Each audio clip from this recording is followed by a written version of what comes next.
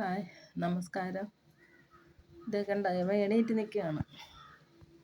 സാധാരണ അതിൻ്റെ മുകളിൽ നിന്ന് പൊട്ടിച്ചെടുത്തു കഴിഞ്ഞാൽ പിന്നെ എങ്ങനെ നിർത്താൻ നോക്കിയാലും നിൽക്കില്ല, എണീറ്റ് നിൽക്കില്ല, താഴെ താഴെ വീണ് പോവും, മറിഞ്ഞു കിടക്കും. ഇത് മരിച്ചിട്ടും ജീവിച്ച് നിൽക്കുന്ന സാധനം ഈ പപ്പായ. നമ്മുടെ പപ്പായയിൽ നിന്നതാണ്, ഇഷ്ടം പോലെ നിൽക്കും, നിറയെ ഉണ്ട്. അപ്പോൾ ഇതൊന്ന് കളറടിച്ച് പിന്നെ തോട്ടി വെച്ച് കുത്തി കൊടുത്താണ് എൻ്റെ ഈ പള്ളയൊക്കെ ഇങ്ങനെ പൊത്തിരിക്കുന്നത്. പാവം, പിന്നെ കുത്തിയാണ് താഴെ ഇട്ടത്. അപ്പം ഇനിയിപ്പോൾ നാളെ ആകുമ്പോഴത്തേക്ക് ഇത് പഴുക്കുള്ളൂ. അങ്ങനെ ഇവിടെ ഇതിനിങ്ങനെ കൊണ്ടുവന്ന് വെച്ചപ്പോഴത്തേക്ക് അവൻ അവിടെ നിൽക്കുന്നു, മറിഞ്ഞു കിടക്കണില്ല. അവന് മറിയാൻ വയ്യെന്ന്. അവനെ കൊന്നതല്ലേ, കൊന്നാലും അവൻ മരിക്കൂല, ഞാൻ ഇങ്ങനെ തന്നെ നിൽക്കുമെന്ന് പറഞ്ഞൊരു വാശിയോടെ നിൽക്കുകയാണ്.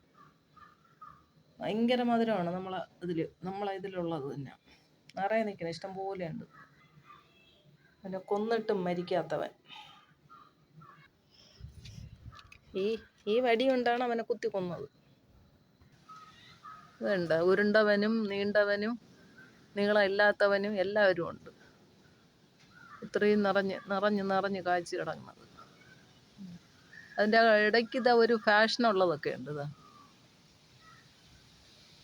ഇതാ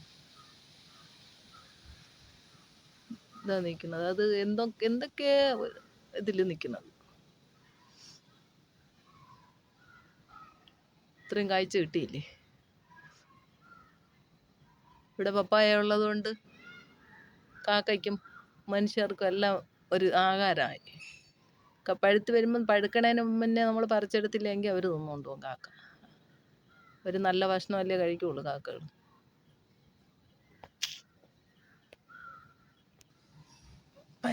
പനിനീർ റോസാപ്പൂ.